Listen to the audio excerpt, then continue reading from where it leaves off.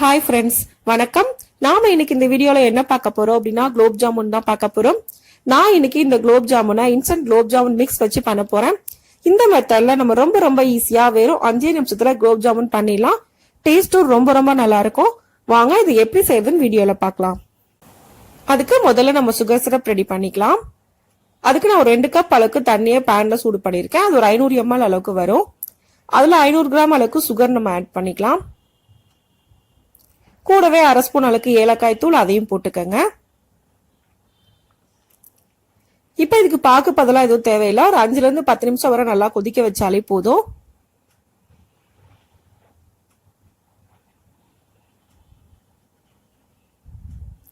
இப்ப இதை மீடியம் ஃபிளேம்ல வச்சு ஒரு 5 நிமிஷம் போல கொதிக்க வச்சுக்கலாம். நல்லா மிக்ஸ் பண்ணி விட்டுக்கங்க. சர்க்கரை நல்லா கரையணும் அதுக்காக. இப்ப சர்க்கரை ஃபுல்லா நல்லா கரைஞ்சிருச்சு. சர்க்கரை பாகு நமக்கு ரெடி ஆயிடுச்சு. அடுப்பு ஆஃப் பண்ணிடலாம். அடுத்ததான் நம்ம மாவு ரெடி பண்ணிக்கலாம். நான் இன்னைக்கு ஒரு பாக்கெட் அளவுக்கு எம்டிஆர் குலோப்ஜாமுன் மிக்ஸ் எடுத்திருக்கேன்.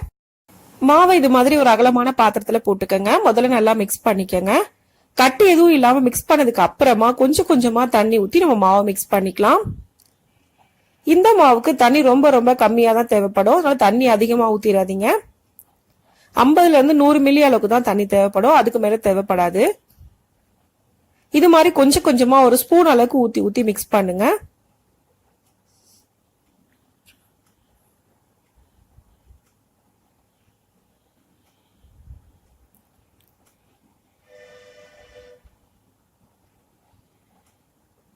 தண்ணி அதிகமா ஊத்திட்டோம் அப்படின்னா ரொம்பவே லிக்யூட் ஆயிடும். அப்புறம் அது வேஸ்ட் ஆயிடும். கொஞ்சமா தான் ஊத்தி நம்ம மிக்ஸ் பண்ணணும்.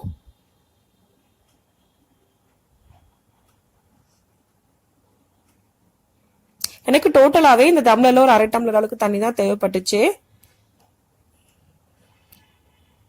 இப்ப மாவு நல்லா மிக்ஸ் பண்ணியாச்சு. கையில கொஞ்சமா ஆயில் தடவிட்டு மாவு நல்லா மிக்ஸ் பண்ணிக்கங்க.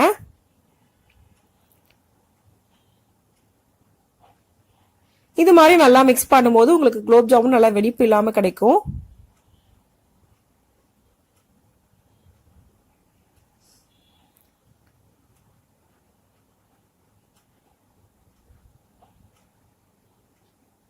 இப்ப மாவு நல்லா மிக்ஸ் பண்ணியாச்சு.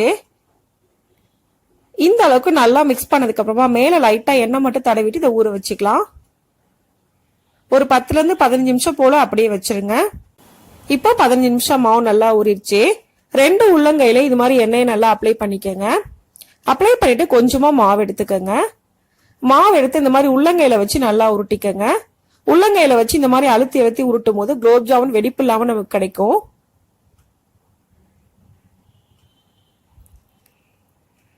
கொஞ்சம் கூட வெடிப்பு இல்லாம உருண்டையை நல்லா உருட்டிக்கங்க.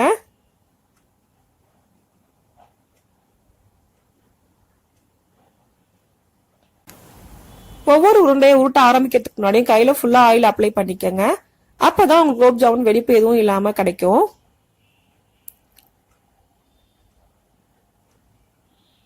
இப்ப இதே மாதிரி எல்லா உருண்டையும் நம்ம உருட்டி எடுத்துக்கலாம். இப்ப எல்லா உருண்டையும் உருட்டி எடுத்தாச்சு. இப்ப இந்த எல்லா உருண்டையும் ஒண்ணா நம்ம ஆயில போட்டு ஃப்ரை பண்ணிக்கலாம். ஒரே டைம்ல நிறைய போட்டுறாதீங்க. 4 to 5 உருண்டை அளவுக்கு போட்டா போதும். ஒரே டைம்ல நம்ம நிறைய போட்டோம் அப்படின்னா ஒன்னோட ஒண்ணு ஒட்டிக்கும்.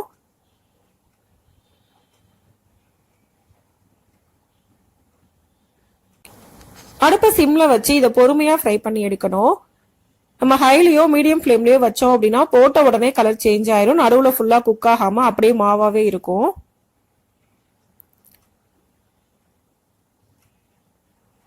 மேக்சிமம் இது குக் ஆகிறதுக்கு 1 நிமிஷத்துல இருந்து 1.5 நிமிஷம் வரைக்கும் தான் ஆகும்.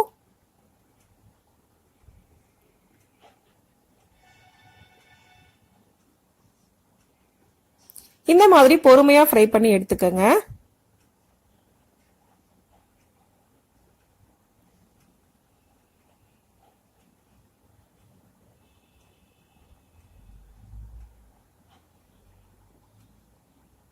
இது மாதிரி திருப்பி விடும்போது எல்லா பக்கமும் ஈவனா குக் ஆகும்.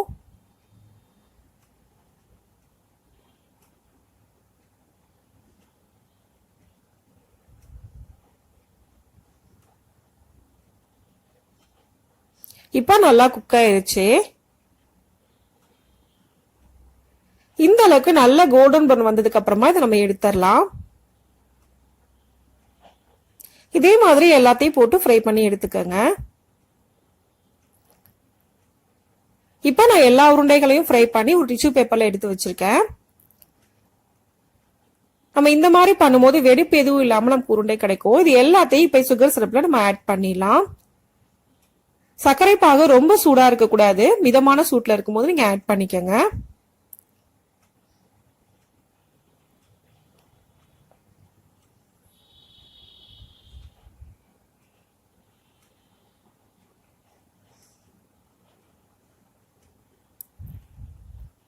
இப்ப எல்லா உருண்டைகளையும் நான் ஆட் பண்ணிட்டேன்.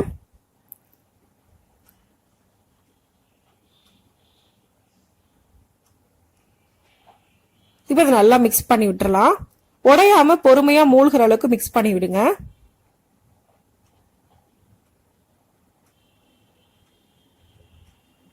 சர்க்கரை பாகுல நல்லா மூழ்கணும், அந்த அளவுக்கு மட்டும் லைட்டா மிக்ஸ் பண்ணி விட்டா போதும்.